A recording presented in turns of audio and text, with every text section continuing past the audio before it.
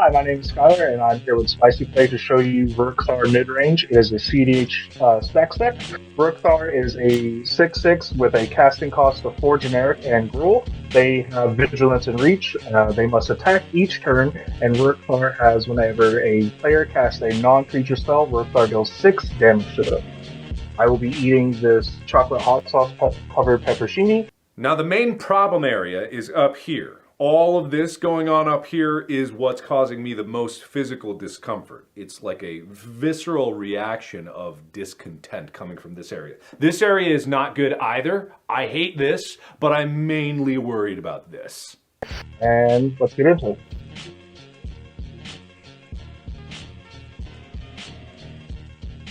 So starting off, we will hit ramp.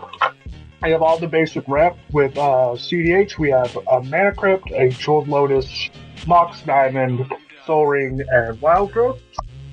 With Mana Crypt, Jeweled Lotus, and a land, you can get a turn 1 Ruric Thar, which will really slow the game down into your favor. Our interaction package is very light, but very strong. We run Croson Grip because it's split second. We have a Force of Vigor. I have Guardian Augmenter to give Ruric Thar Hexproof and +2/+2. Good old deflecting swap. It's very great. The Beast Within, just to get rid of those pesky permanents, and a Brave for modal removal, just in case you gotta get rid of a Drannith Magistrate. Along our ramp package, we also have very strong dorks, one of them being a combo piece with Shia. The main one is Shaman of the Forgotten Ways, which will really help you power out a Ruric Thar, and a very middle ability, which is a biorhythm effect to make everyone's life total equal to the number of creatures they control.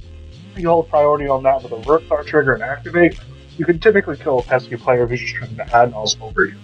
The main lines in the deck are Tiki and a Shaman line. We also run Dualcaster Twin Flame because it's 5 mana, it's a very compact ramp. Our combo pieces with Tiki are Combat Celebrant, which allows us to take infinite combats, swing one at a time to just kill. We run Coercive Recruiter, which will allow us to take everyone's creatures, and if you have an infinite mana and an outlet with that, you can just use Coercive Recruiter and like Timber Sabertooth and Dockside to take everyone's creatures and biorhythm over top of that.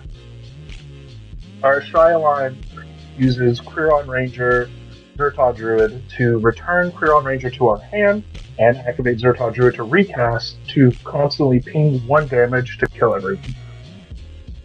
For our ways to try to dumpster our Thassa's Oracle Demonic Consultation opponents, we have Endurance.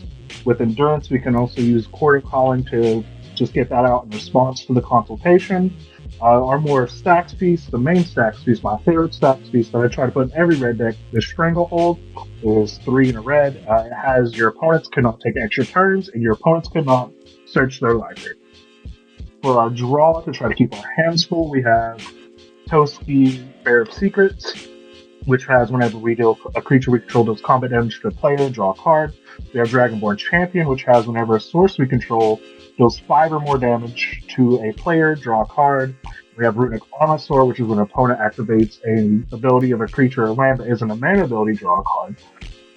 Dragonborn Champion is very good with Ruric Thar because it's just synergistic. Every Ruric Thar trigger will draw us a card that will allow you to close out games, keep your hand full, and just grind out through a game more than you should be able to within Gruul and CEDH. Along with Dragonborn Champion, we run Roiling Vortex, which is an enchantment for 1 red. As at the beginning of each player's upkeep, Roiling Vortex deals 1 damage to them, and if an opponent or if a player would cast a spell for 0 mana, Roiling Vortex deals 5 damage to them. That triggers Dragonborn Champion. You'll draw a card, and you can pay 1 red and make it to where opponents cannot gain life this turn, which is very much so needed with Eager decks or Timber decks. Running through that, we also are playing Wandering Archaic. That way we can try to get value off our opponent's spells, slow them down, try to just get there. The spiciest card in the deck, which I've told a lot of Ruric Thar players on, but it's really good, is Shadow Spear. Using this with Urza's Saga, you can just rip out the Shadow Spear from your deck. You don't have to worry about casting it to not get a Ruric Thar trigger. When Ruric Thar has lifelink, you're really able to just fade the triggers that would hit yourself and game life to really make the life as a resource disparity much stronger. Our protection pieces aren't big, but another one is Veil of Summer, which will just allow us to draw a card if we're trying to either fade removal or fade counter spells. Another piece that we have for protection is a Destiny Spinner. For our creatures and enchantments, if you're like getting an early Destiny Spinner and you're trying to drop that Stranglehold, you're trying to drop a Roiling Vortex, it's uncounterable. Let's see. Another good synergy piece we have is Professional Facebreaker. If we have Facebreaker, Ruric Thar, and Dragonborn Champion, every time Ruric Thar connects your combat damage, you will make a treasure and draw a card. The treasures are very much so important because we can use Dockside Extortionist and Timber Sabertooth to go infinite. We can use the infinite mana along with things such as Imperial Recruiter to get most of our deck because most of it is 2 or under. We can also use a Shia with Clear on Ranger to start returning things that are very important value for like Eternal Witness. That way we can get anything we need. If we're playing against a creature-based deck such as Nana or Razak, you can play a Defensive Heart as an early stacks piece as a threat to slow down your opponents, or just combo out and win on top of them without having to cast anything. If they have an opposition agent, you drop the Abrade or a Beast Within. Hopefully you have Ruric Thar Dragonborn Champion, draw your cards, kill things. If you are running with Turbo decks, drop your Collector Oof, you drop a Dockside, no one cares, they're not going to sacrifice anything, they don't care. So you just cast this Eldritch Evolution, you'll Eldritch Evolution your Collector Oof into your Timber Sabertooth, and the other 4 drop you need. Notable synergies in the deck are Seraph the Viper's Fang and Goblin Sharpshooter, which will allow you to keep the board clear of creatures, allowing you to constantly connect and pressure life totals even more than you want to. If you're really wanting Ruric Thar to connect and dealing big damage, you can drop in Kessid Wolfron and Rose Passage to make sure they're either unblockable or to pump them up to give them trample, and just keep hitting and hitting and hitting until everyone's dead. Let's see, we run Gamble, because, Gamble, Noxious Survival, it's the best. Why would you need anything else? Let's see, we have good old Mob Catcher if we need to get our Dockside or we need to get our Tiki out. And if we're running about playing through Breach decks, we have a Scavenging Ooze.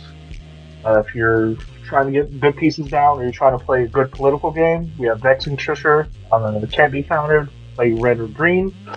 Target spell can't be countered. Like I said, my name's Sklayr. I'm here with Spicy Play. You can see my Ruric Thar mid-range CEDH deck on Moxfield down below. And let's see what else we got. You can find me on Twitter at Mauloch. It is MAUULOCH. You can also find me on most social media there. That's PlayStation, Discord, whatever.